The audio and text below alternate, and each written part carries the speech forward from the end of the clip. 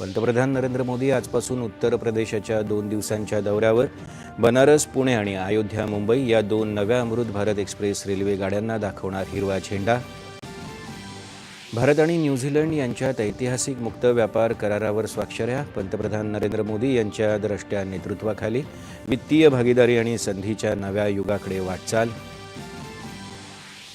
या कराराअंतर्गत न्यूझीलंड भारतात $20 अब्ज गुंतवणूक करणार। भारतीय निर्यातदारांच्या 100% उत्पादनांना न्यूझीलंडच्या बाजारपेठेत शुल्कमुक्त प्रवेश। किर्गिस्तानमध्ये आज होणाऱ्या शांघाय सहकार्य संघटनेच्या संरक्षण मंत्र्यांच्या बैठकीला राजनाथ सिंह यांची उपस्थिती। सुरक्षा, आंतरराष्ट्रीय शांतता, दहशतवादाविरोधात उपाययोजनांवर होणार चर्चा। पश्चिम आशियातील तणावाचा परिणाम देशातल्या खतांच्या उपलब्धतेवर झालेला नाही, खत मंत्रालयाची आंतरमंत्रालयीन पत्रकार परिषदेत माहिती। मुख्यमंत्र्यांच्या हस्ते महाचतुर AI चॅटबॉटचं लोकार्पण।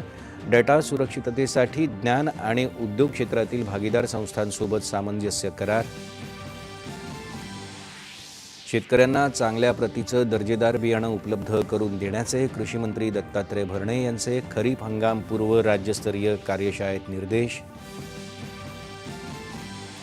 आणि देशाच्या काही भागात उष्णतेच्या लाटांचा हवामान खात्याच्या अंदाजाच्या पार्श्वभूमीवर केंद्रीय आरोग्य मंत्रालयाचं राज्यांच्या मुख्य सचिवांना पत्र, सज्जतेचे दिले निर्देश।